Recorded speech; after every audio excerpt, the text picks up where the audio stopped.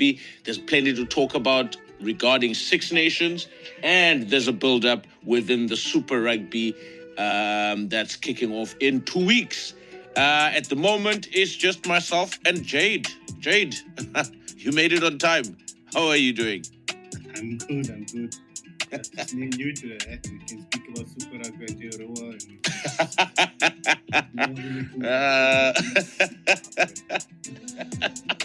No, fantastic. All good on my side.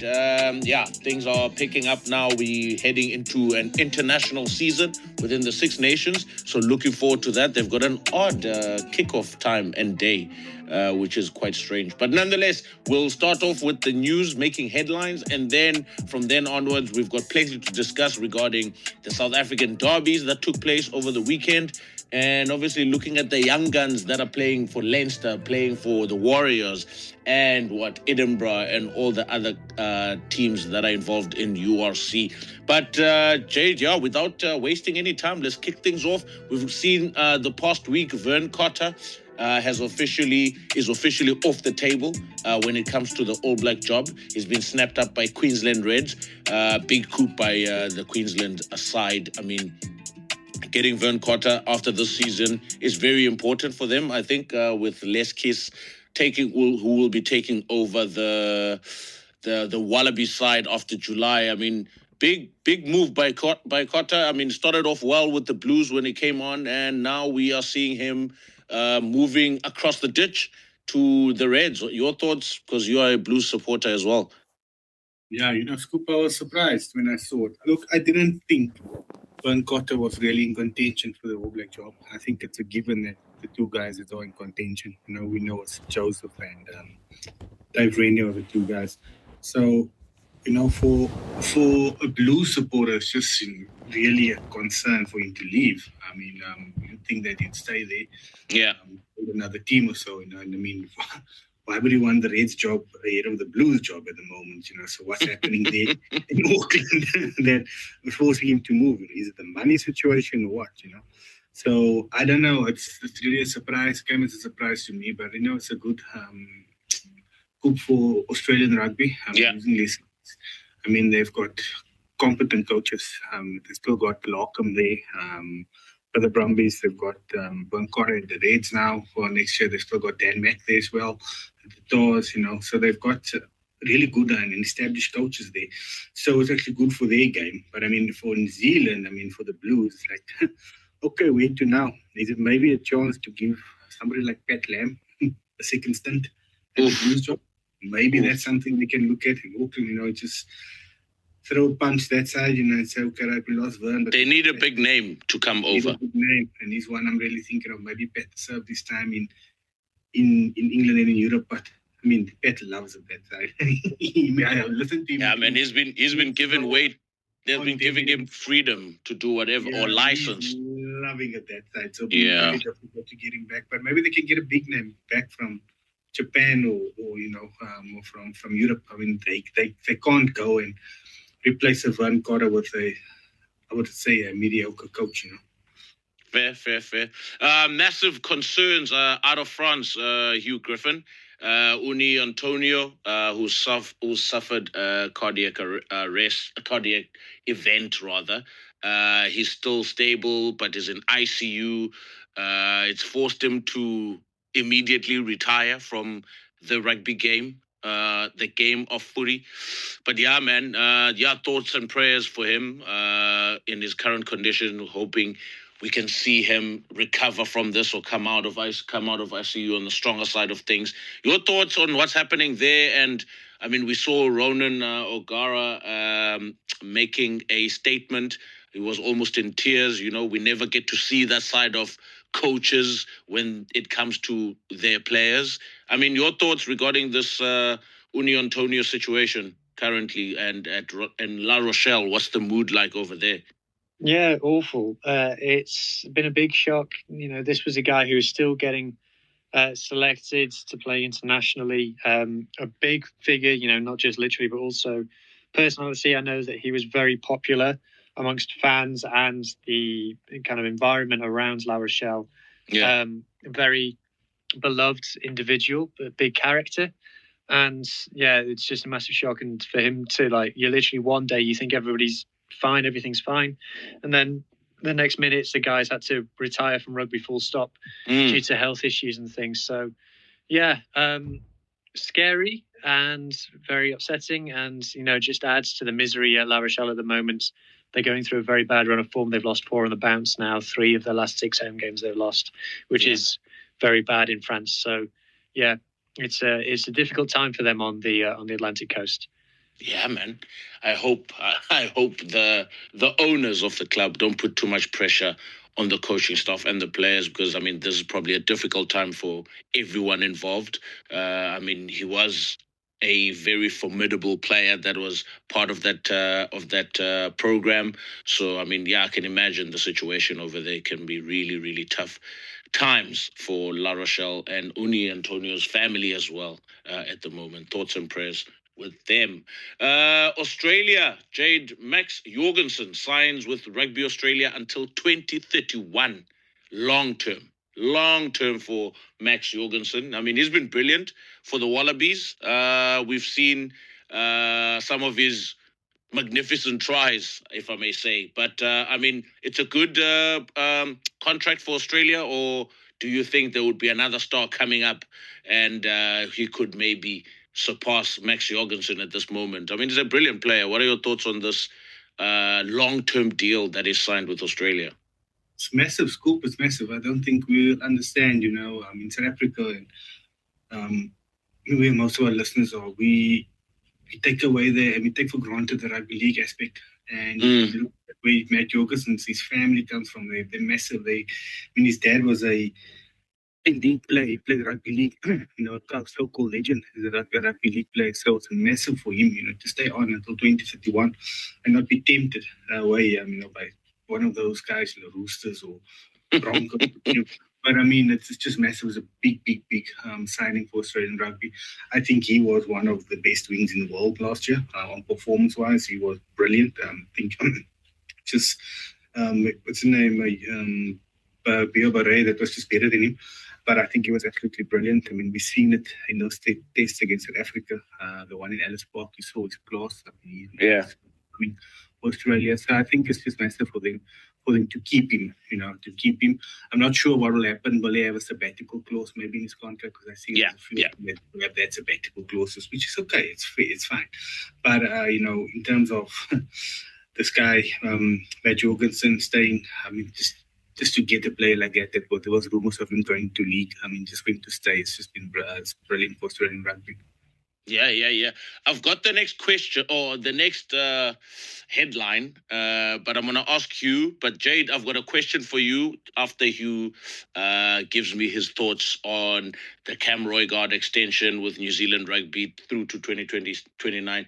He initially signed until 2027, and I think now they went, actually, let's give him another 2 more years. But anyway, your thoughts on Cam staying in New Zealand, Griffin?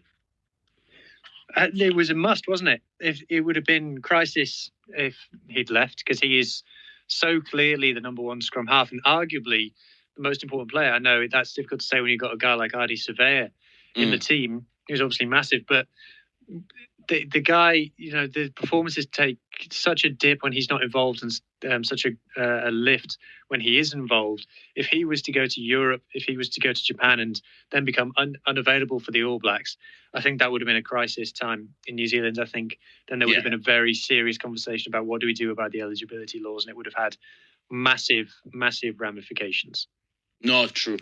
Fair enough. I hear you. Jade, now question for you. Cam Roigard, New Zealand are going to get a new coach. Everyone is talking Ardie Surveyor as skipper. Everyone is talking Barrett, Geordie Barrett, that is. But why not Cam Roigard? Young age, he's got longevity. We can see him post 2031. Actually, he might even go 2035 World Cup representation. Your thoughts, if the new coach comes in, why not make Cam Roigard the All Black skipper? I think Cam Roigard needs an injury-free season. I think he needs an injury-free season. His last 2 seasons have been hampered by injuries. True. Missed the big game on the calendar this year. He missed both spot tests, and last year he was out for a lengthy period, with his ACL. So for me, I think he needs a full season. I think he needs to play, regularly all season, or he will play regularly all season. But I think he's just going to be injury free and all of his niggles, put his niggles behind him. And also we have to see with the Canes.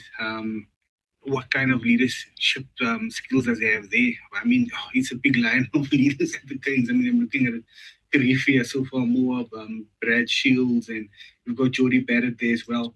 So, and you've got Billy Proctor that's all ahead of him, when it comes to captain. So I don't think you'll be a captain really this season, but we're going to have to see that leadership skills, for the Canes as well. So for me, first priority for Cam Roycott this year is to stay injury free. Hugh? Well, I think if there's one lesson that any incoming coach in New Zealand has got to have learned is that you've got to keep Ardie Surveyor happy, otherwise you'll be fired. So if Ardie Surveyor wants to be captain, you've got to make him captain. Oh, man. But Ardie's a grandpa, man. How old is he now? 31, 32? My goodness. But anyway, moving along. Island drama. Bundee Aki left out of the Portugal camp. And has been ruled out for the French game on Thursday. So heading to the URC disciplinary hearing. So he's been banned for 4 matches for an incident that involved match officials. I thought it was just back chat on field, but it looks like he went into the changing rooms of the match officials, pulling a Johnny Sexton, I think it was Paper, who was the referee at the time. Hugh, what's this drama about Bundee in Ireland? And obviously, it was a game between Connacht and Leinster at Connacht.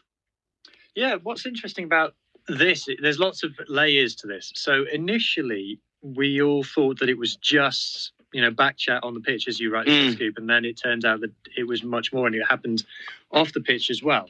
And what's interesting is that the ban has not come from the URC. The ban has come from the IRFU themselves. Oof, yes. So the Irish Union has banned one of their top players. Now, you could go off a tangent here and talk about, was Bundee on form in line to start in the Six Nations? It's a completely different conversation. But what's interesting about this is that it wasn't that long ago, less than a year ago, Mac Hansen, the same kind of thing happened. Yes. Where in a press conference this time, he's lost his head and started going after the referee, talking about the decisions not going Connacht's way. Same opponent, huh? Sorry? They were also playing against Leinster. Yeah. So this is, in the space of a year, 2 senior Connacht players, like the very senior Connacht players, have lost their rag one way or another, rightly or wrongly, during or after a defeat against Leinster. Now, that suggests that there's something underlying to me. That suggests to me that there's something bubbling in the background. That suggests to me that, the refereeing discrepancy. And look, on this podcast, we can be a bit more open about it. Do Leinster get the decisions in the URC? Yes, of course they do. In Leinster versus Connacht, the referees always subconsciously going to favour Leinster. That's because Leinster are the big team. They're the more successful team. Subconscious bias is a thing. It happens. It's not just a rugby thing. It's not just an Ireland thing. Across all sports, the big teams get the decisions. But what this shows is that these big players, to me, this suggests that this is something they talk about. This is something that they've discussed, behind closed doors. They've gone, man, we never get the decisions against Leinster. Man, I'm sick of us getting the wrong decisions. The referees are against us, etc., etc. To me, that suggests what has happened, suggests that is a conversation that has happened behind closed doors in Connacht. Oof. And these players have felt empowered or felt it necessary to just lose it and go rogue after these referees. Now, there's a big argument to say that they shouldn't have done it because they're big players for their team, and now they're unavailable, so they've hurt their team by doing this. But it suggests that there's something deeper for me going on here. Jade, is that it now for Bundee? This is his last season. Do you see him going to Australia in 2027, or Ireland don't have the players to actually to replace a player like Bundee Aki? It's difficult. They've got the guy from Ulster, McCloskey. I mean, he looks decent enough, So they've got him. But we're gonna have to see, and we're gonna have to wait and see on what Bundee's his form's like. He hasn't been in the best of form recently, Scoop. So on field, off field, disciplinary issues and not, but you're gonna have to pick him on form. He hasn't really been in the best of form. Has McCloskey been better than him this season? Yeah, you can have a strong case for that, but will McCloskey be better in an Irish jersey? That's where the question comes in. So we know what Bundee's all about, but yeah, we're gonna have to base this on form, and this is the same with the field, the older guys as well. Your Furlongs and all of them. They're gonna have to see if there's somebody better than them at the moment, and will they be better in international footy? That's the key question that I guess Farrell has at the moment.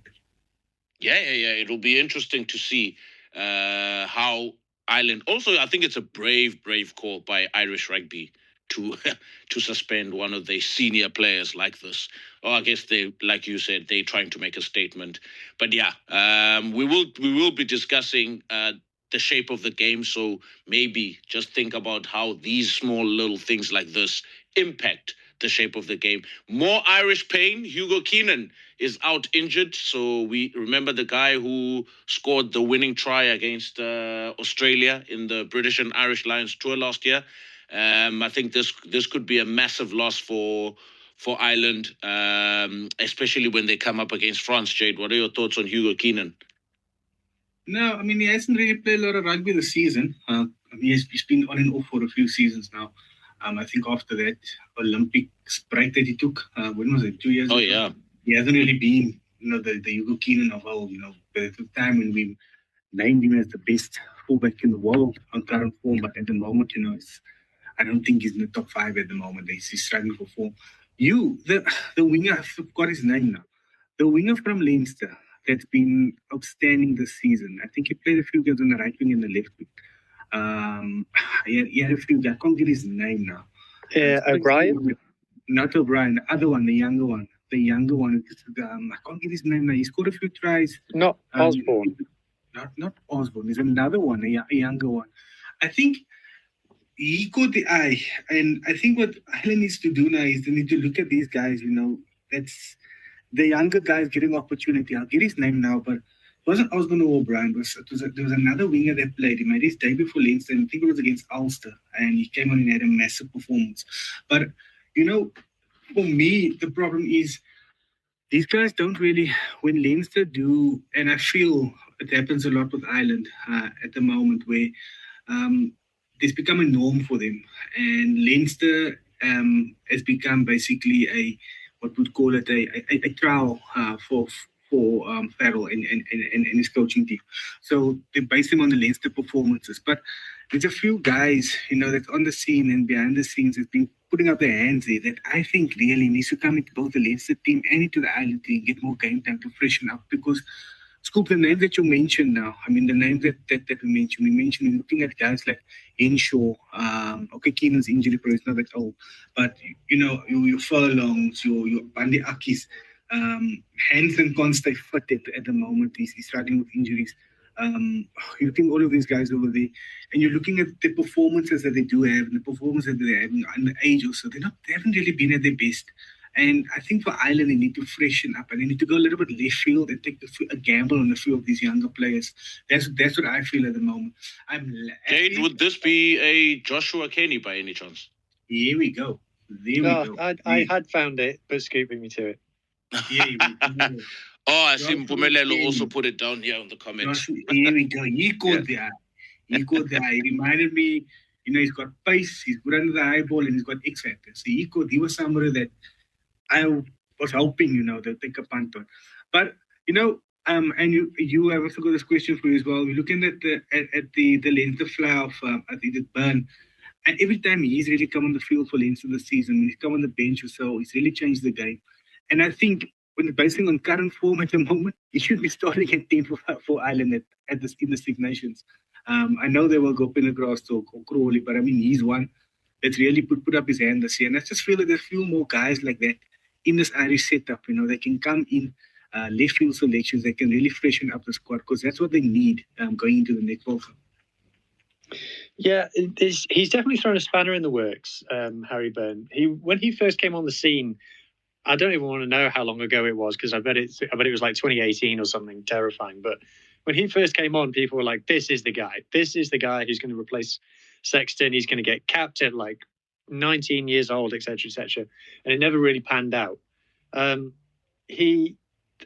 I don't expect that they will go with him, and ultimately, I don't necessarily think that his ceiling is higher than either Prendergast or Crowley, in my opinion. But there are definitely people in Ireland who are saying that they should pick him. Although I agree with you, I don't expect that they will. All right, fair enough. Without wasting any time, guys, two more headlines. So Salman Murat is done for the domestic season, 6 months out with the turf toe requiring surgery. What is a turf toe? I actually have no idea. So first time I'm hearing this from a rugby player. Stability in the women's game. John Mitchell, Jade. John Mitchell signs a long-term deal to stay on as the England Red Roses head coach through to the next World Cup. As soon as they saw my tweet about who the potential All Black coaches are, 2 days later, Rugby Union was like, nope, we're extending his contract to the next World Cup. So John Mitchell is going nowhere. And also, if you listen to Devlin podcast, he did say that John Mitchell said absolutely no way he's going back to New Zealand. Anyway, guys, yeah. In the World Cup, why would he leave the most comfortable and the best job in the world? I mean, if they're paying him the right salary, why would he leave? I mean, he's betting on a good wicket. Why would you leave betting on a good wicket to go and play on day 5 in Calcutta? Come on. Mess. Anyway, guys, moving on to the main discussion of today. So we're going to start off with the shape of the game, on our thoughts, where the game is currently, the discussions that were used in another pod with the Springbok coach, referees, former referees. But yeah, maybe our thoughts regarding this particular discussion. Jade, how are you feeling about rugby at the moment? Are we in a good spot? Is it a good product on the field? Are there things you would change? Or is it too tactical? Is it too officiated? Is it technically richer than ever? Or are there things that you think, maybe the game needs to change this to make it a better product? Or maybe the game can stay as it is? Because there's nothing I would change. Talk to me. I'm also on the nothing I would change. I think the game had too many changes in the past, and I just want some stability in terms of the game. However, the problem is that my general feeling towards rugby at the moment is it's reaction. So if you don't get a call, or if you don't get you as a supporter, do not get a call, your team loses. There's so much reactions when we go and we identify the game on social media under a microscope and we find out all of these errors. I would just like some clarity, sometimes, maybe clarity, a brief somewhere from World Rugby in terms of certain decisions, if there was major decisions made, so we could just get clarity and then we can see in the next game, we know what to expect. This especially at scrum time, and the nitty-gritty stuff. I know you posted yesterday a video of Ox walking around. Got backlash for it, but I mean, we've been speaking about it for some time on the podcast and saying, yes.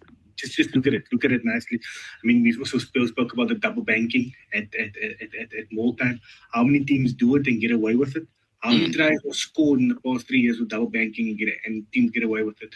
But then there's one team, in the costly situation where the referee picks it up and go. So for me, it's all of these small nitty-gritty stuff. I was just want them to have clarity as well, rugby, the rule, and we stick with that rule so we know, so that we can stop looking at the game from under a microscope until the result don't go our way, because that's what we've been doing, and we're all guilty of it. Every single one of us guilty of it. The decision don't go our way, we do it, we identify the game under a microscope and look at all the decisions that didn't go our way, and we forget about the decisions that we got in the past, leading up to it. So yeah, for me, that's a small thing. I just want some more clarity from all rugby, but I wouldn't go and make hefty law changes at the moment. I think we're over that now. I think until after 2027, let's just keep the game as it is now. Fair. Griffin? It's difficult because we're in the weeds here, guys. We're we watch so much rugby that I think it's difficult. You know, we can't see the wood for the trees. I Mm. think on the field, I think there's a lot of diversity at the moment. I think there's a lot of teams that play very differently. I wasn't blown away by the rugby that I saw on the pitch in Super Rugby last season. So I'm interested to see how it goes this season. I'd like to see them bring a bit more razzle dazzle back. I thought it was a bit turgid at times last season, to be honest. I think in the URC, I think Glasgow are playing nice rugby. I think that the South African teams are playing interesting rugby. I think in France, it's not great at the moment. It's not blowing me away. And then in the Prem, it's just stupid. But so I think club rugby, the product is a little bit iffy at the moment. It's not really getting my jerseys playing, but maybe that's just because I watch that much of it. I'm kind of known to it a little bit. But I think still, international rugby is still the thing that's keeping the lights on, as we all know. And it just, because we're in 2026 now, so it's the new Nations Championships thing. So the product has just changed from that point of view. So we need to wait and see. I think in terms of how the game's being played, I think there's a lot of emphasis on the attack. I don't like how the scrum is being refereed at the moment, in my opinion. And so that's the main one. I think other than that, I think there's always going to be a lot of interpretation. I think there's big variations from referee to referee, and I think that can be confusing and frustrating as a fan to watch. So I think maybe they could do with simplifying it at times. That's pretty much it. Like I said, there's a lot of tactical diversity in the game at the moment, and I think there's some teams who are a little bit behind the curve. But I'm not sure if that necessarily impacts on the enjoyability of it. I feel like I'm rambling here, mate. No worries. Yeah, I think I don't know. I think I think every time, man, we're in a good position, or in a how can I put this? I think when we're in a position where everyone is understanding the game and how it works, that's when people start wanting to tweak here and there and make changes, which we don't need. I mean, like Jade said, for example, let's carry on with the current set of laws and rules and move on to 2027. Then it doesn't complicate too much, right? Then everyone is on the same page. But every year there is someone who's trying to tweak and change something. And then I think the last change, if there are any, would probably be done in September, and then that'll carry on until the end of the World Cup, where they don't make any changes. But if they could stop doing that, for me, I think that'll help a lot going forward. And then when it comes to officiating, I think they come up with a lot of laws, but then they don't stick to the laws after week 2. So, for example, remember they came up with the 5-second law at the breakdown. Once ball is available, the referee calls use it. I'll count. There were so many games over the weekend when I watched the Blue Bulls and the Lions, 10, 12 seconds after the ref has said use it. And then the number 9 kicks the ball or takes the ball out. So many of those moments for me, I'm like, weren't we strict on this? Because we wanted to speed up the game. So who is in charge of those things to make sure that those laws and things are still taken seriously, and we continue with that? So there's no consistency in that department for me. So there's all these other elements. Then we started off with high tackles. Any shot on the head is a red. Any shot on the head is a penalty, etc. But if you look down from 2022 right down to now we've got mitigation circumstances. Why weren't we mitigating right then from the first start? Why couldn't we make those calls right then? Because it never makes sense. Like Jade said as well, I mean, we would like to know the people that are involved with these things. I know Hansen was also involved. Obviously, head of referees were always involved. They always invite coaches, referees, technical people, tactical people to these things. But it always seems like it's not the right minds that are involved with this decision making, because at the end of the day, something will be introduced 3 or 4 years down the line. we will see some leniency after certain aspects or certain things have happened. I mean, why can't we understand those things at the moment, in that minute? I mean, yeah, let's make the product look good. So yeah, for me, those inconsistencies are always things that kind of annoy me a bit. Not realistic changes. They're not looking at things from a realistic perspective into how they want to change the game or how they want to see the game move forward. But for now, let's keep things as they are. And I don't think it will be difficult then for referees to be consistent. But then if we start tweaking and changing midway through a season, then it becomes inconsistent going forward. But we will be discussing some of those things, what we saw in the URC over the weekend. Obviously, Glasgow looking good, looking like a team that's willing to run away with this competition and stay in the number one spot. Western Stormers have moved down to third spot now, losing 2 on the trot. Blue Bulls look like a team on fire at the moment. Lions, weak defensive system. They need a new defensive coach involved in that organization. And then we will touch on the Six Nations that's kicking off on Thursday.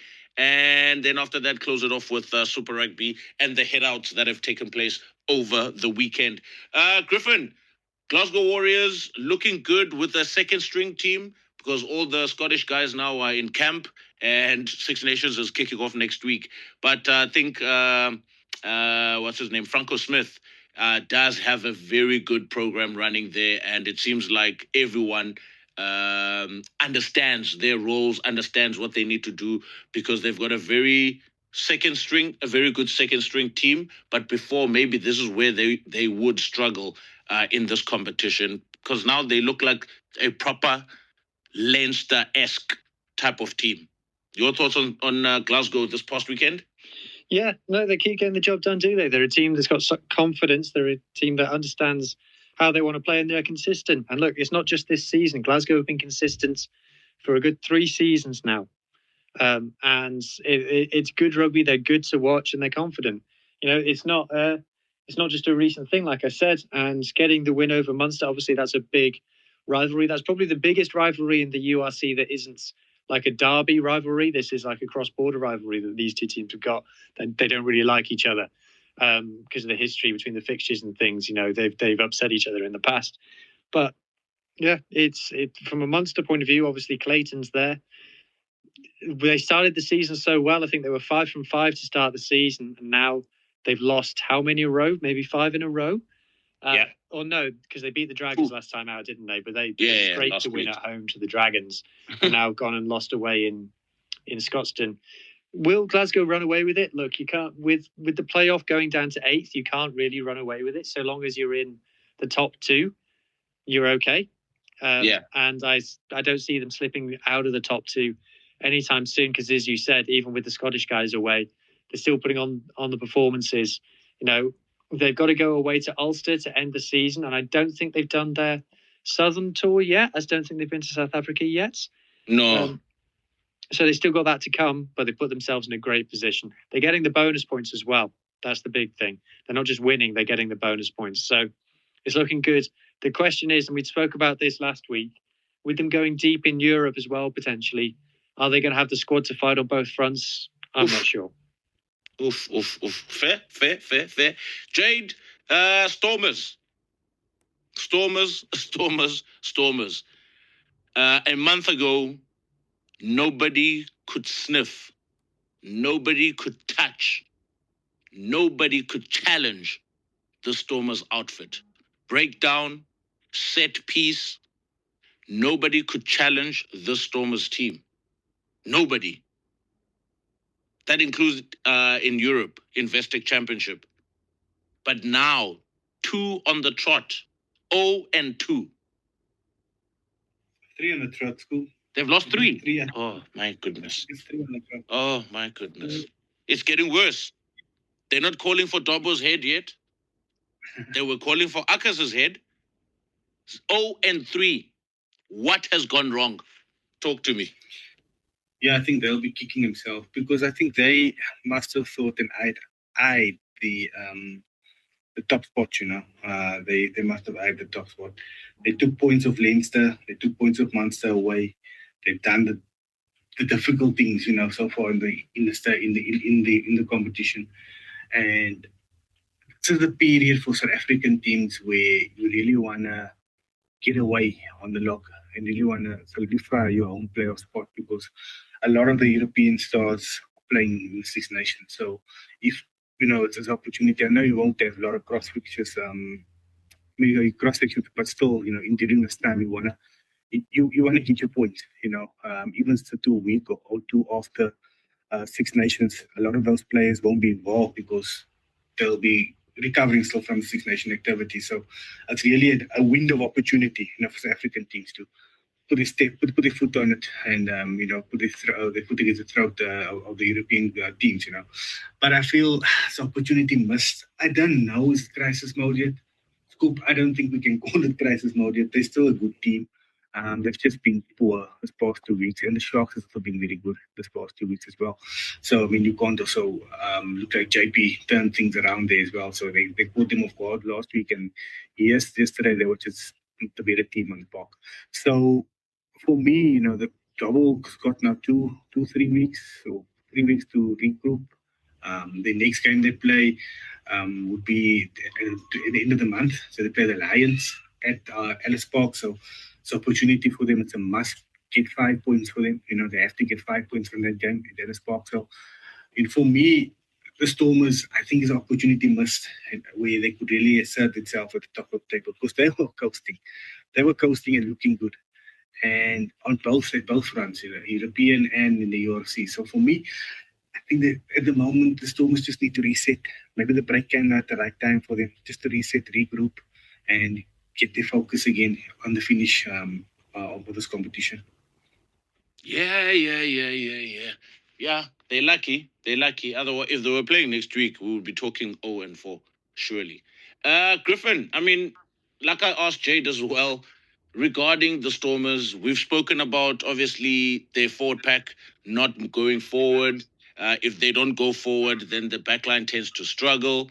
But I mean, this was a team with the best maul in the competition. This was a team with the best scrum in the competition.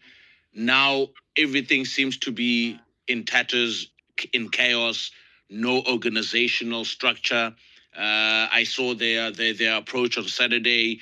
They went for 3 points quite often, and then maybe if they had another opportunity, then maybe they would kick it for touch and try and rumble. But even their mauls were not functioning properly.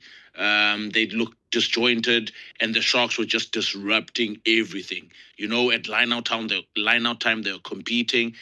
Although at times they were just lifting it, although at times the Sharks were just lifting a player and throwing him in the air, quite dangerous. And they were pinged once as well, throwing him in the air. But they were just disrupting the Stormers, and then testing the Stormers' defense around the edge or around the breakdown, which is the same thing that the Bulls were doing against the Lions this past weekend. But really confrontational, testing the Stormers' defense. And the Stormers, I mean, they were hitting the right weak shoulders, which was good to see from the Sharks. And I mean, that Stormers lineup, they even had Evan Roos on there. They had a better lineup, I would think, man for man, from 1 to 15 than the Sharks did. Sharks, I mean, still giving a lot of kids a lot of opportunities, which is good to see. But those kids are putting their hands up. Those kids are willing to fight. I think JP has done something magnificent with this group of players. And I think it probably starts off with the senior players like your Siya Kolisi's, your Ox, your Esther Hazen. I think maybe JP has gotten the right attitude out of those guys, and now is starting to filter in. I mean, look at the guy like Yaku Williams, a kid from nowhere, quote unquote, but he's literally put his hand up, and he's a tiny boy. And his and is wrestling amongst the big boys. But JP maybe has done what he's done really well is get the buy-in from the senior players. But I want to see this continue. I don't want to say they are in a good spot yet. I just want to see this continue. I just want to see a bit of consistency. But Hugh, your views on this game from yesterday? Yeah, I mean, on this Jacko Williams kid, the commentator said, "Give this guy a scrum cap and let's see what happens." Yes, I heard that. Which I thought was great. But this has to be the most organised we've seen the Sharks play in how long?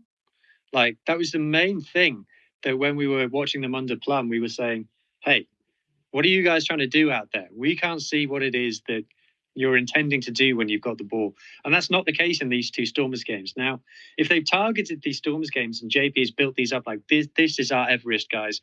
Everyone buy in, get on board. This is how we are going to beat the top team in the URC back to back, and we're going to give them their first defeats of the season. We're going to do it twice in a row.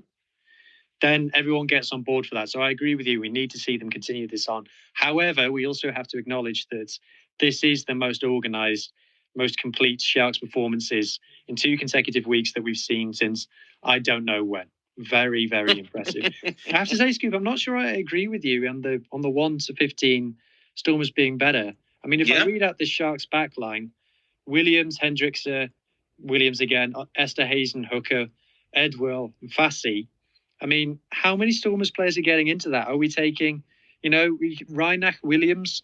It's an opinion. Sasha is probably better than Hendrickse. Well, we know. But are you taking Zas? Are you taking Roche? Are you taking Similani? Are you taking Martz? Willemse is obviously the one who I think starts for any team in the world. But I'm not. I think sometimes we overrate how good this Stormers squad is. I mean, if you take Kobus, Sasha, and Willemse out of that team, how many star players are in that team, really? I mean, in the Sharks, you've got Oxenchaser, Kolisi, Vincent Shatuka. How good has he been lately, by the way? Yeah. Very, very good player. So I think we are guilty of overrating the Stormers squad a little bit, in my opinion. But the Stormers attack is what we've got to talk about. Yes, they've conceded 5 tries, but the 5th try we're going to talk about in a second. But look at the attack again, 922 entries, 1.6 conversion rate, 1.6 points per entry. That's not enough. Even a middling amount would be 2.5. Yeah. So if you're getting 2.5, that's what? 20 points, 20 to 25 points that they should have scored in this game. Okay, they've scored 24, but that doesn't take into account 3-pointers that Sasha has kicked, which weren't 25-meter entries. Those were kicked from outside the 22 meters. Sorry. Yeah. So and look at the possession. Look, the Stormers have had 52 carries in this game. 52 carries in the whole game. 34 rucks. There's nothing. They're not getting anything going. There's no continuity. What is happening? There's no continuity of possession. They've got over half of their ball is in their own half. But when you've got that little possession, when you've got that little ball in hand going, that's going to be increased God knows how much by the set pieces. But again, on the set pieces, what did we say last week? You take away the Stormers platform, what are they left with? The scrum, they had 10 scrums, 56% win rate. I don't know how the math's there, but that's what the maths is saying. If they're losing nearly half their scrums, they've only had 10 lineouts. This Stormers team isn't doing anything with 10 lineouts. They need 15 lineouts to get stuff going. The Sharks, 19 lineouts in this game. So this isn't a Stormers team that was able to get anything going in this match in terms of continuity of possession, get a bit of momentum within the game. And we've seen now it's a trend. If you take away their set-piece platform, this Stormers attack isn't doing much against you.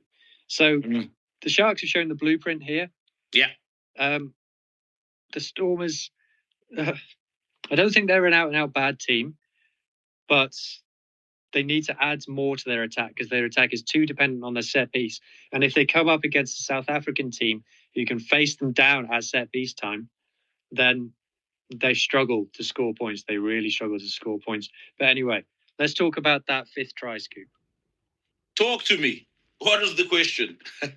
So it's one that may be a bit confusing for some people because Warwick Galantis touched that ball first. And yet the try has been given to Jacko Williams. So why is that? So when I saw it eventually, it reminded me of I don't know. I've seen a few games in Super Rugby where back in the days, when there's a ruck like a meter away from the goal line, and the defending team has the ball, and the scrum half or a few of their players create the caterpillar, and the scrum half pulls the ball out of the ruck, but he drags it over the try line while it's still under the bodies of their caterpillar, and an opponent can just dive and put pressure on the ball while the scrum half has his hands on the ball, if that makes sense. So it reminded me of those situations, because Warikharan does not put any pressure on that ball. Yes, he's touching it, but there's no pressure to dot the ball down. To dot the ball down, the law strictly says you have to apply a bit of pressure onto that ball. And Yaku Williams, I mean, cheapest, kudos to him for literally chasing that ball down, or maybe just thinking. I know Warikharan is very casual about these situations or these things, and literally being committed. Yaku Williams running all the way and putting pressure on the ball. Even the referee said, "Hey, I did not see pressure being applied by the Stormers player, and the Sharks player applied pressure. Ball is over the goal line, dived on it, put his hand on top of the ball, dived on it, try scored." For me, he explained it properly, and obviously with us all understanding downward pressure is very important. Even if Relan just put his hand on top of the ball, like an open palm on top of the ball, that would have been considered a goal line drop up then, right? That's a dot down. That's a ball dead. Let's have a goal line drop out and return to play. But he didn't do that. He literally put both his arms around the ball as if to pick it up. And also his actions are not giving me a guy who's trying to dot the ball down. His actions are giving me a guy who's trying to pick the ball up and see what he can do with it, or try and delay the dot down until the opponent runs up to him. But in this case, he had his back. First of all, kids, if you are watching this or you're listening to this, you can't have your back facing oncoming traffic and you not knowing what's happening behind you. I mean, that's rookie error number one. So he should have had his back turned towards the field of play so that he can see if there's danger. Also, none of the Stormers players were even warning him that man on, or someone is chasing, someone is coming, right? Everyone was very casual in that situation. I mean, there's so many errors that are happening within the Stormers team, and also on a leadership side of things. Yes, I know Sasha is new, he's young, he's trying to do a lot by himself. I mean, Willemse should be stepping up. Jason Ben Dixon. I keep forgetting this guy's name probably. But nonetheless, there's so many things that the Stormers could do here. But in answering your question, yeah, I think that is a try, and it's a well-deserved try, because there is downward pressure from Yaku Williams, and Geland did not put downward pressure on that ball. I think we also have to credit Williams, because he's made it look easy, but he's running full tilt. Yeah. He's dived and he's landed on it perfectly first time. And he was running from his own 10-meter line after kicking that ball. I was shocked that I thought someone else had kicked the ball when I looked at the highlights. But then when I watched the game fully today, I thought, what on earth? He ran 60 meters to actually go dot that ball down. Everyone else was casual. It's crazy stuff. But without moving too far away from the main game, Jade, Sharks, what has JP Peterson done with this team? I think firstly, he got them singing out of the same in-book. I think, all of those individual talent that they got there is all working towards one structured game plan at the moment. They've gone a little bit back to basic school. I mean, last week we saw them aerially, putting up the box kicks, going to the ball, and gone back to basics, But the most important thing is he's got them believing, he's got them singing out of the same book. Whether this will continue, teams will start to look at him now and say, okay, can the Sharks be, let's say, a little more expansive? We know they're good at set pieces now, but do you think they can add more razzle-dazzle? That's the next step for them. But for me, at the moment, JP's got them. They're all believing in the project, or they're believing in the game plan that is got for them. They believe in each other, And I think that's the most important thing. I think they were so much out of sync under Plum, and I can't remember who was the coach before that.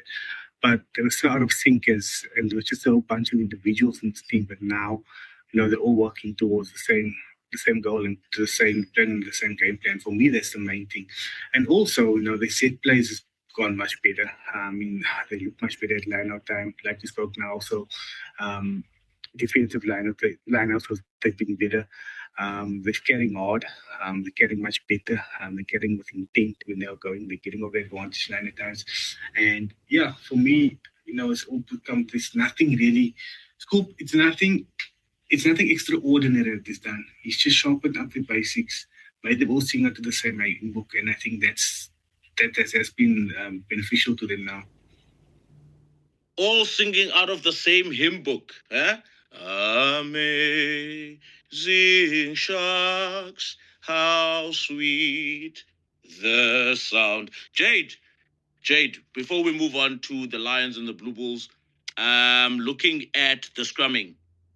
Yesterday, for the past couple of seasons in this podcast, we've spoken about Oxenchair. We know he's a good scrummager. We know he's formidable in that department. But when I saw, that was the first scrum of the game, by the way, in the middle of the field, when I saw his foot movement, the law says everyone needs to be square, everyone needs to be straight, everyone's head in between shoulders, right? And then your hips are square and straight. What I mean by that, your spine is in line with the touch line. Your spine is in line with your touch line. Your bum is facing your own goal line. It's facing your posts, or it's facing your own goal line, to make it easy, right? That is square. But then once you start, if I'm facing, the Sharks were on the left, on the right side, the Stormers were on the left. So if I'm facing the Stormers and my left foot, so the ref will call crouch, bind, set. I almost said engage. Crouch, bind, set. Once you set, right, actually on the bind, that's when all front row players find their feet, shift their feet, balance their feet, so that when they set, they hit and they hold that pressure, and then both teams sink, like they drop a bit of height, because then the stability comes in once there's pressure from both sides. And then the stability comes in once both teams are well sunk and there's a lot of pressure coming in to hold that scrum up. But then Ox, what he does, his left foot will start stepping outside of the scrum. So once you step once out and twice out again, all you're doing, you're angling in. And once you start angling in, now your bum is no longer facing your goal line. Your bum is facing now the touch line on your left-hand side, or where the referee was standing, for example. Now that's an angle. And then if you look at him scrumming, I saw 2 or 3 of those scrums, but he never got pinged. But then Tunu comes in, he does the exact same thing, and he got pinned 3 times. I can understand when Stormers fans saw on the timeline they were going off against the referees. But, it's those imbalances for me that I'm like, oh, okay, now you can never balance out a game. If my team gets pinned 3 times and you don't get pinned at all and you just get a talking to, I have an issue with that. You need to be consistent. You need to be balanced as an official in those situations. But, for world referees now going into, if we even look at that Ireland game, a lot of things were probably out of sync. But if you're not tactically astute as a ref, you're not going to know what's happening in those scrums. You're not going to know what to call. You really need to understand that it's small technique. It doesn't even have to be a major thing. Watching props' feet, watching props' hips are 2 very important aspects when it comes to this situation. But Jade, what do you think of the scrums? And then we'll move on to the Bulls and the Lions. So I think you covered everything there in terms of the foot movement, and in terms of the technical and the tactical and the dark arcs and everything going in. But I think the most important thing when we come into the scrum, referees are not stupid, and they know they watch a lot of rugby as well. They know Oxenche is a dominant scrummager. So as soon as something like that happens, they don't look at this, the technical and they don't analyze it the way we do. They just go on momentum at time and think, also going forward, penalty, shots. It happened a few times, and I mean, if you've seen it, we've seen it with a lot of big props. I mean, until Portier got penalized week after week after week, he was actually winning a lot of scrum penalties, isn't it, Scoop? Yeah, true. He was winning it. So it's the referees do it. I think a lot of the scrum penalties is predetermined, and it goes on what happened last week and what they've been reading up on, what the captain's been saying. But then you also got to know, with a guy like Ox, he's not stupid. He's experienced international, so this can also be part of his dark arts. He will do it until he get away with it. He will do it until he gets penalized, and that's just something that certain props do, and that's what makes them good. But yeah, I agree with you 100%, Scoop, in terms of scrummaging. But I just feel that some refs they appreciate scrummaging according to reputation at the moment, and I think that's really unfair. I think every scrum has to be blown as it is live, and action as it is live, because yesterday was evidence. They went on evidence and he went on the experience, and that Ox is a much better scrummager. Ox is the number one tight loose head in the world, and he's getting dominant. He's getting the dominant hit. He's going forward. So I'm going to penalize Province, but unfortunately, he made the wrong decision yesterday a few times. No, fair enough. Hugh Griffin, Bulls finally clicking. I mean, we were calling for Akas's head 2 or 3 weeks ago or a month ago, but they are really firing now. But my only question is, are they firing, or the opponents are flattering them? Are the Bulls firing, or the opponents are flattering them? I think we have to say at the Bulls at the moment, they're on the road to recovery. They massively fell off the wagon at the start of the season, and they are now building back slowly. And what they're doing is they're taking off milestones. So you got the win away in Po, okay? So you picked up a win away from home, with a strong team, and you've beaten a French team that's good, but not really giving everything in that competition, has injury problems, etc., etc. So, tick, you've got the win there. And then you've gone to Edinburgh. Mm-hmm. You've backed it up with an away win in Edinburgh, in a URC game, a game that matters. And you've backed up what you've done. So another tick. That's another step up the staircase. You've now come back to South Africa. You've played in a derby. You lost to the Lions however many weeks ago. You've gone to their place and you've hammered them. Now, the Lions were poor. Okay, the Lions' defense was extremely bad in this game. However, you put them to the sword. You played against a bad team and put them to the sword. So you can only play what's in front of you. Tick. That's another one-off. So they've now got to go away from home again to the Sharks. The Sharks have just had 2 very big results. So we're climbing the ladder here. We're climbing the staircase. So if they can get a good result in the Sharks, there's a world in which they lose to the Sharks, but they can come away and say it was a good performance. They don't necessarily have to win away to the Sharks. If they lose to the Sharks, it's Aka's out. They can have a good performance and still lose.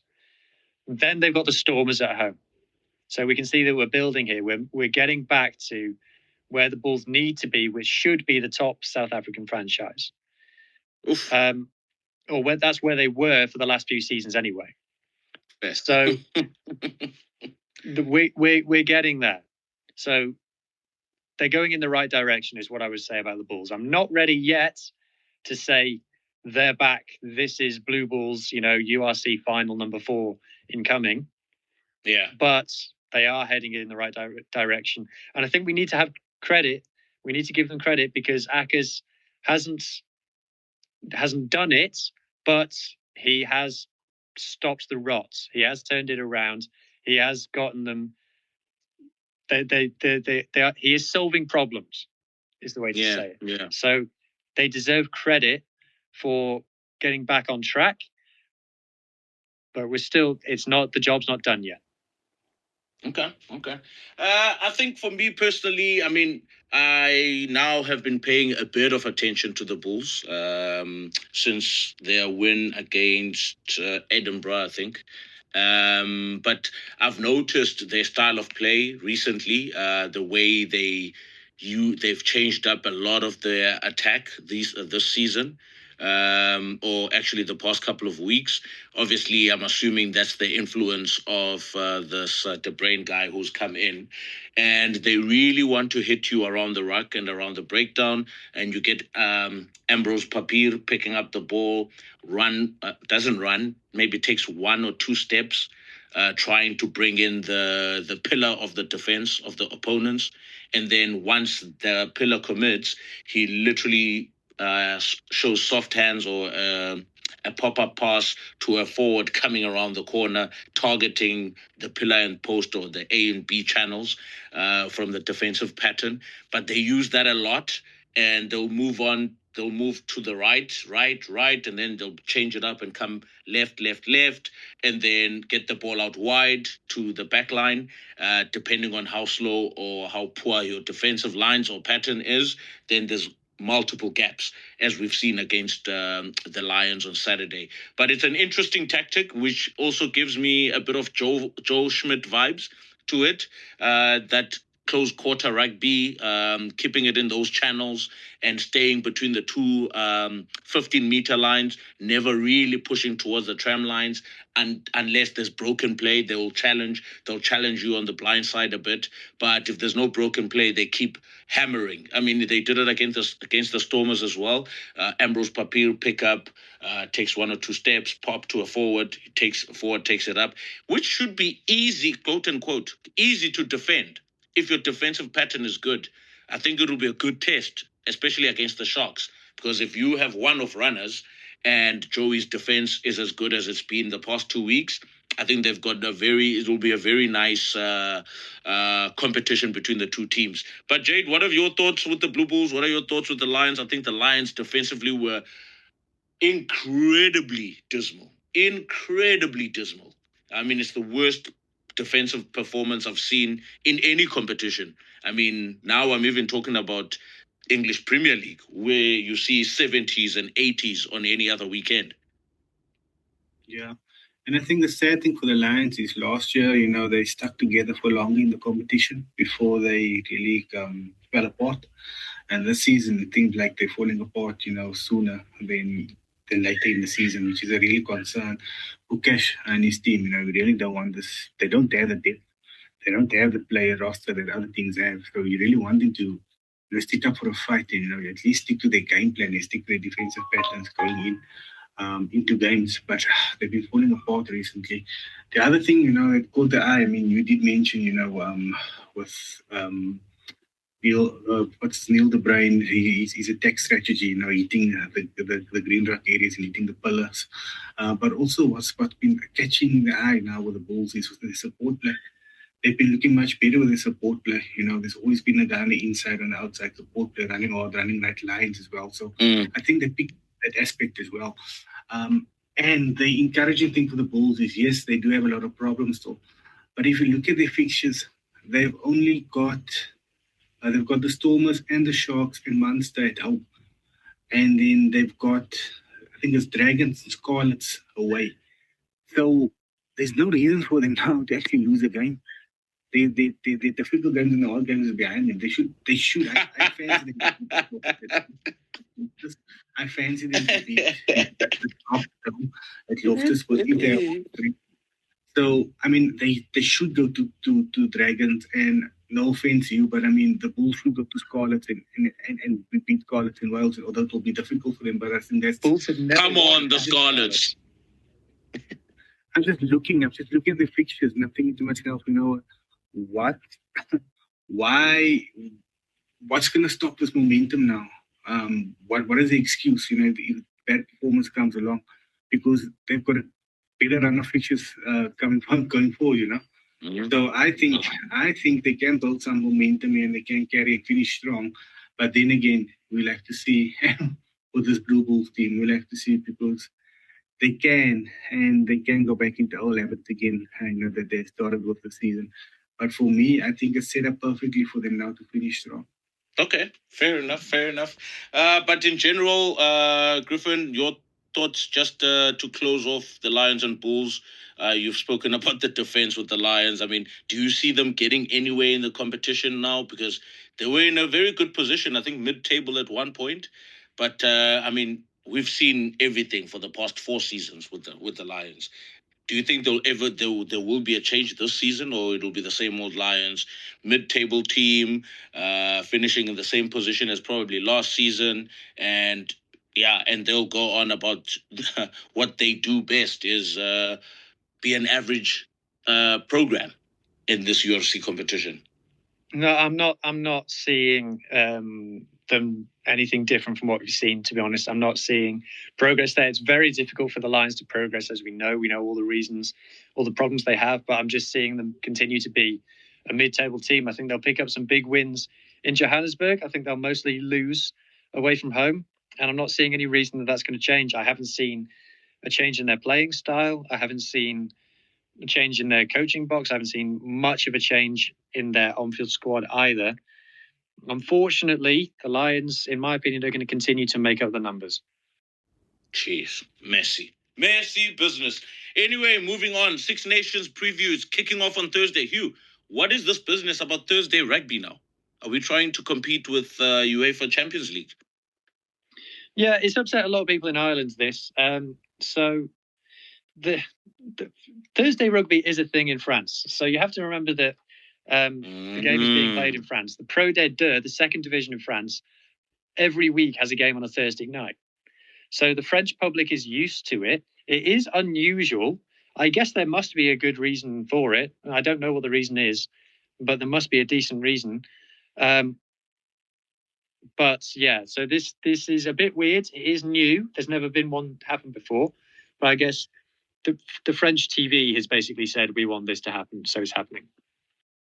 I wonder if this affects player preparation for games like this, because if you are accustomed to a Monday to Friday training regime, basically, and then all of a sudden there's a training that's going to be cut short that you miss out on in the week leading up to the game. I wonder if this would affect that in any way going into this week's game. But anyway, it's France versus Ireland.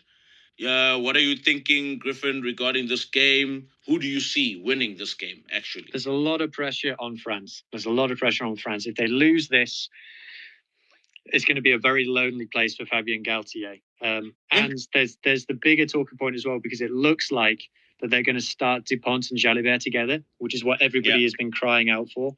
And if it goes wrong, it's going to be a very uncomfortable conversation. And I tell you one thing, Antoine Dupont is not getting the blame. So it's a lot of pressure on France, massive pressure on France. On Ireland, there's pressure on them as well in terms of that everybody thinks that they're a team in decline. So if they lose, especially if they cop a bit of a hiding, then those conversations are only going to grow louder. But Ireland have got a lot of injuries. So if they do lose, I think they'll blame it on injuries. Jade, last year we saw these two teams go head-to-head in Dublin, and Ireland were going for a Grand Slam to try and win the Six Nations, but they copped a big loss at home against France. That was a well-organized defensive shape from the French team on that Saturday, and obviously they put Ireland under the pump. They won turnovers, and they put a big score against Ireland, but Hugh talks about injuries within the Irish setup. At the end of the day, still an international game where Ireland needs to stand up and showcase what they've got, and also for Farrell to showcase that is a good coach who doesn't solely depend on his ex-stars that have left Ireland over the past couple of years. He needs to really show some mental now on the coaching side of things and put in new talent that's really going to show up for this Irish jersey. But do you think Farrell has it in him to upset France in France? He knows what to do to win the game. I mean, he knows what to do to win France. But I don't think he has the experience or the players, the class players at his disposal to achieve it. I think if France goes and France is at 70% to 80% of their best, they should be enough, to beat Ireland. However, it depends on the French team. It depends on the French team, and it depends on, are they in sync? What's the mood in their camp? So for me, it's not also just about Ireland does in the field, it's what France does in the field. Are they in sync? Are they in camp? Are they playing according to the game plan? What is their game plan? Can those players play together? We spoke about Jalebi and Japan. So for me, that's another thing to have a look at, this weekend. And it'll be interesting to see, the French, how they tight five goes ahead with this game. Because we do know that Ireland doesn't have the best props. However, they are okay. They are decent at line-up time. So they're not bad there. So it just depends to see what France does, Is France going to break away from what we've seen at the end of the year tour where, they just throw the ball at 2 the whole time and walled off there? Are they going to show more variations in their line-up play? Or are they going to just go with the safety net? That's what they did in the big games in October and November. So let's see what innovation they bring to that set and how they attack or set piece as well. But yeah, for me, I think Farrell knows what to do and how to win there, but I don't know if he has the players to do it. Oof. Hectic. It's going to be a tough one. I think let's have a look, see when the team lineups come out. I think they should come out on Tuesday, which is nice for the week and the nice build-up. And let's see what kind of team Gaultier chooses. Let's see what kind of team Farrell picks for this game as well. Hugh, who do you have winning? You've got to go France at this stage. Got to go France. Jade? No, definitely France. Ooh. I'll switch things up a bit and let's say Ireland by 1. Hugh, we've got Italy, Scotland in Italy. Banana skin or business as usual? Banana skin for Scotland, always a banana skin. Scotland are a better team, so they should do it. I think it being first up helps because they're focused on it. I think when Scotland tend to lose in Italy, it's because they tend to be focused on something else. Like they've had a big win the game before, or they've got a game against England the week after, so they don't have their minds on Italy. But they should win. So Scotland are favourites. I don't think Italian rugby is in a great place in terms of form at the moment. So I'm going to go Scotland. Jade? No, Scotland. I'm looking and remembering Italy from the autumn series. They were poor. So for me, Scotland has the better players. They're in sync. I think the Glasgow Warriors connection there as well. So I think Scotland. Yeah. I also think Scotland. Italy showed glimpses against the Boks. But they still lost against a 14-man Springbok. I was disappointed in how they showed up in that game. If you have one man down and you're playing against the Boks, should really push them to the wire, but it didn't look like they threatened the Springboks hard enough. So for me, I don't see them troubling Scotland. Maybe Scotland, if they have lapse of concentration, yes, they could do something special. Italy, that is. But I think Scotland will have enough mental to win this one. And then, Hugh, we've got England and Wales. Pressure cooker stuff, huh? Who blinks first? Yeah, England are going to win this very easily. Oof. Jade? England's going to win this. I think we'll be impressed by Wales. With England. Now we won't be impressed by Wales. I think England's going to blow Wales. In England, at Twickenham. Yeah. You know what? I think the competition is set up for England to win this year as well. So I think England's I think Borthwick wants this competition this year. And I think he's eyeing, to continue this winning streak, So I think England will win it. England are 12-0 currently, right? Yeah, they're 12-0. And if they do the Grand Slam and they do a few things. Yeah, we will never hear the end of it. We will never hear the end of it. Oof, my goodness. All right, fair enough. All right, that brings us to an end for Six Nations preview. Jade, the past weekend, big return for Safa Amua, long-awaited comeback. These are good news. Big return, Scoop. Big return. What's this guy been eating? Literally, it's a big return. He's been massive. He looks massive. He looks huge. But obviously, let's hope he can throw at line-out time. Talk to me. Yeah, no. Asafa Moa, he was missed last year in the All Black team. I think, as much as Samapenita or Tokyo did well, Asafa Moa was coming into his own of that bench, and I think he had a good season the year before last. He had a good season. He had a good season at the end of the campaign, especially when Cody Taylor had a concussion injury against Ireland and France. Asafa did well. So, for me, the lineup throw has always been his Achilles, and he's got a few niggles at the recent times. So, same with Cameron, we got.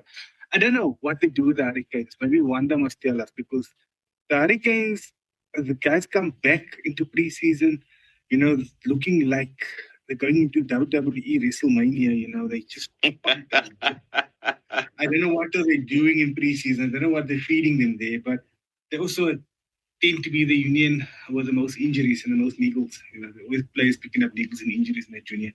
But yeah, they had a good era at the weekend. They played against the Blues. Yeah. I'm not reading too much into preseason, but they had a good era. The Hurricanes looked like they have a lot of depth this year, especially at center and loose forward. I don't know if they have depth at locks. That's where they need depth. I don't think they have that depth there.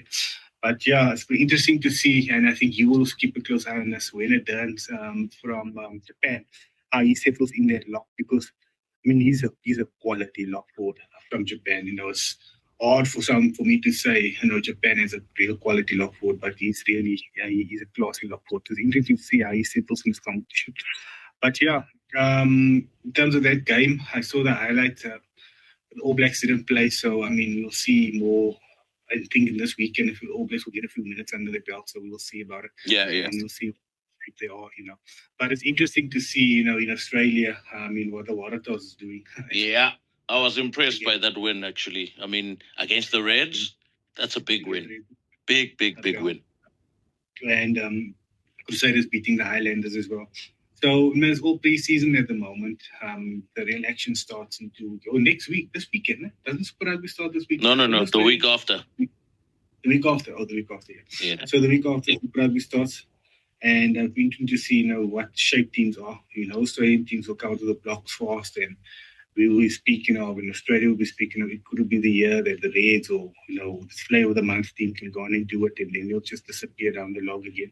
That happens every year with Australia, and the Brumbies will be in the conference.